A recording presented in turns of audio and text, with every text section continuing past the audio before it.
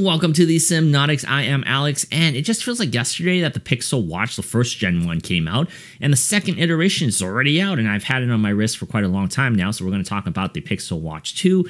How different is it? Is it that much better than the first one? Let's discuss this right now. So on my wrist here is the Google Pixel Watch 2, and one of the things that I do like about the Pixel Watch 2 is it takes everything about the Pixel Watch 1 in terms of its form factor, and it keeps it exactly the same. It has the same exact 41mm case size. And before I get too deep into this, I also wanted to say that Google did send us this Pixel Watch 2 to review for free. However, they're not going to see this before we're publishing it. You're going to be the first one to watch it. And so everything I'm going to talk about is based on my experience. So I know some people find it a little small. I actually think it's the perfect size here. So I'm going to take it off my wrist. So you can see here, it's relatively decent sized on my wrist, and you can see it in my palm here. It's not that big. Google uses the same exact mechanism where you have to press in to get the bands out. I don't love this, but they at least keep it uniformed. One design change, however, was the actual casing. So you can see on this one, we have this polished aluminum on it. It's really shiny, really glossy, kind of matches the Pixel 8 Pro. I don't love this. Last year's model had this kind of matte black on it, and they still do have that model. If you do like that color, there is one of them that comes with the watch band to match. There's two of them with the silver one, and only one of them with that black combination. Of course, however, that's really just my opinion on the design and the look, so it may differ depending on what you prefer your watches to look like. Another design change in a way is the charging mechanism. So it still looks about the same. It's a magnetic charger in the back. However, this year's charging puck has pins on it, as you can see here, whereas last year it was just straight on magnetic. I don't understand why they did this. There must be some technical reason why they decided to do this, but as you can see here, it only goes on one way. That will not connect. You have to have it oriented in the correct position, which it's not that big of a deal, but at the same time, using it daily at nighttime, it is easy when you're on your bedside just to turn over and just plop it on previously. Now you kind of have to make sure that it's on the right orientation in order for it to magnetically hook. So that's a little annoying for me. I'm not sure why this is.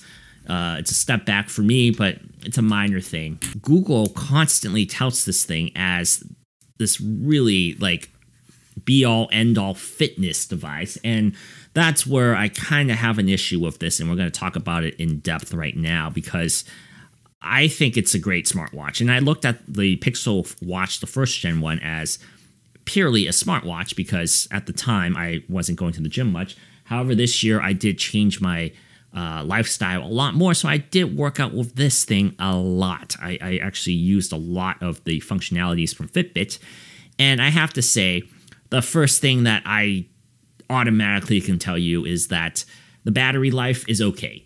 It's better than last year, but it's still nowhere near a, say, Garmin or a fitness tracker like an Amazfit. You're not going to get a week's battery life, obviously. This is a smartwatch through and through.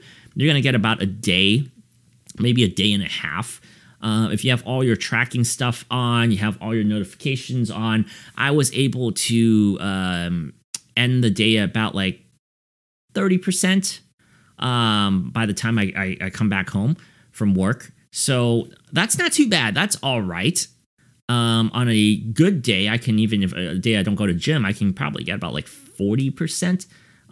So that's all right. But if you're sleep tracking, however, that's where you might have to figure out where and when to charge this, because I did sleep with this just to test out the sensors and also the battery life. When I woke up, I needed to charge. It was nearly dead. So that's kind of one of those things, like if you use it for sleep tracking and you keep your watch on all the time, like I guess they want you to nowadays, you do need to figure out when to charge this. It charges decently fast. It takes about like an hour roughly to get from 0 to 100. So let's talk about the fitness stuff. That's what I wanted to dive in a little more in depth, because Google touts this watch once again as like this great fitness thing.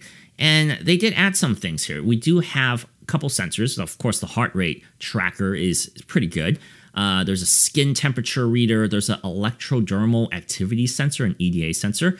What you need to know is that Google uses all three of these together to kind of track how stressed you are, and they'll send you push notifications and ask you, hey, we saw that whatever we are seeing on your body is a little abnormal here. Are you stressed? And it wants you to then click on it to log your mood to see if you are feeling that way. And when I first saw this, I would say I think the watch recognizes when I'm stressed about maybe 75% of the time. But the other 25% of the time, I do feel like I'm left wondering and pondering whether I am feeling something inside that I'm not recognizing and I can't identify correctly. So I second guess and I'm like, am I really stressed right now? But we can't review this watch without talking about Fitbit, because this is essentially what Fitbit is now. And I don't know how much of this is based on what Google wants Fitbit to be or how much this is what Fitbit thinks it should be. As we all know, Google owns Fitbit, and they've been slowly or quickly, I don't know, altering the business and how Fitbit interacts. Fitbit has never been like a super in detail fitness tracker. It's basically, I would say, it's like the layman's type of tracking. It's always been very simplified for people to get into fitness tracking. However, I do feel like with each passing year, things are getting stripped more and more so. So the first thing I wanted to talk about in terms of, let's say, just basic gym activities, right? Because like I said, I've been going to the gym twice a week for the entire year now. And I have a trainer, we do workouts, and I have been using Garmin watches and other types of fitness trackers alongside this watch as well. Let's say you're tracking an activity, right? Just basic activity trackers. Here is the menu, the tile for this, and plenty of exercises, sure, plenty of activities you can track. However, there's no quick settings that you can track. Like, look at this. Here's the quick start. You can't customize this. These tiles are not customizable. The first three are your most recently used exercises or activities. And you cannot customize this tile at all. If you want to log a different one, you would literally have to click on that, as you see, and then scroll down to whatever you're doing. And let's say I'm doing weightlifting or weights or yoga. I have to scroll all the way to the bottom there if I didn't do that recently. And I don't understand something so basic as customizing a tile for quick access. You should be able to customize your top 3 activities, your favorites, right? Like, that's a basic feature that you should have. Now, the second thing I wanted to talk about in terms of fitness is, let's say, macronutrients, tracking your food and your water, right? There's no tiles here to track food or water. That's all right.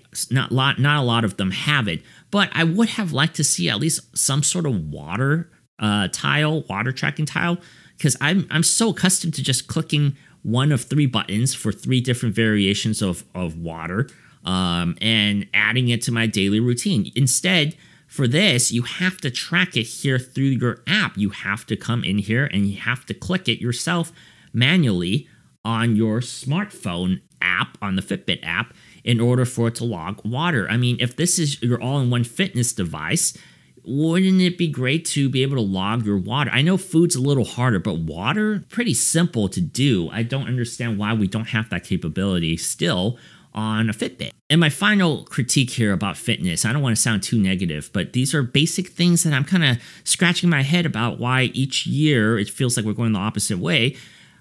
If you have a sensor, like for example, the SpO2 sensor, on basically every smartwatch and every other even cheap basic fitness trackers, you can on-demand measure whatever you're looking at, your heart rate, your SpO2. It's just, if you have the sensor, why not let the user use it however they want? If they want to measure it after lunch, or they might want to measure it when they're at the gym, let them do it. Google does not let you do it. You cannot check your SpO2 here, because your your blood oxygen is only tracked when you're sleeping. That's kind of weird to me. I don't understand why Google does that.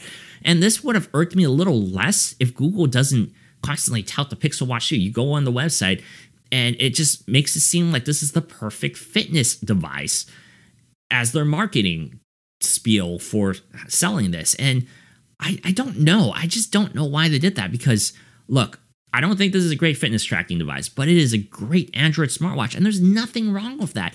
So while I'm not a big fan of the Fitbit fitness stuff, I am a huge fan of how the Pixel Watch delivers information, and I do think that's very important for a smartwatch.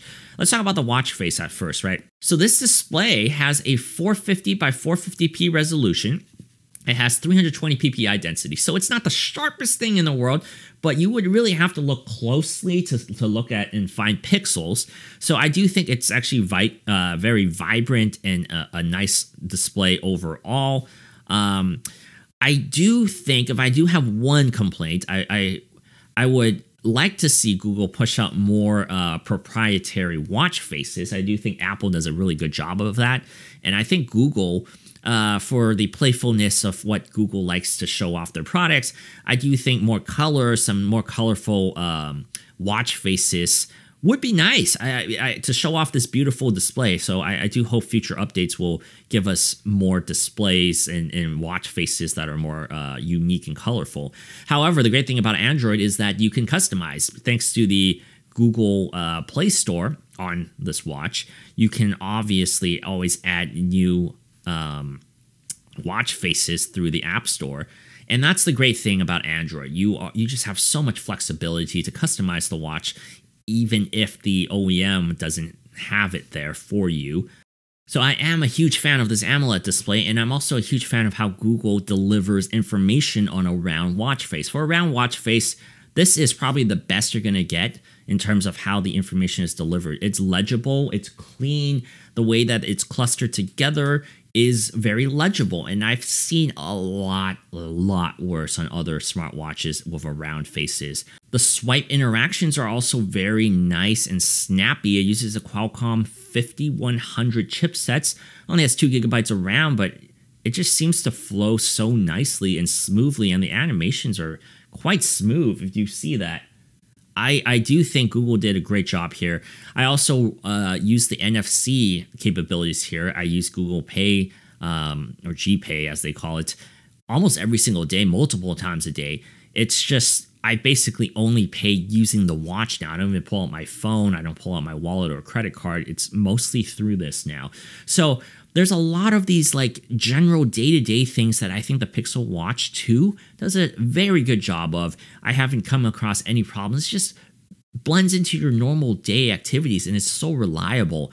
And I think the Pixel Watch 2, this is where it excels at being a smartwatch. Once again, I'm Alex from the Sypnotix. Thank you guys so much for watching. Let me know what you guys think of the Pixel Watch 2. Is this something you're looking forward to? Do you want to upgrade to this? Or do you go elsewhere for your smartwatch and also your fitness tracking stuff? Let me know what you wear on your wrist, and I'll see you guys in the next one. The other day, my house was leaking, and I was like, oh my gosh, I don't know what to do about this. I'm a tech guy. I only know tech, so how do I fix that? And then you subscribed and you fixed it, so thank you.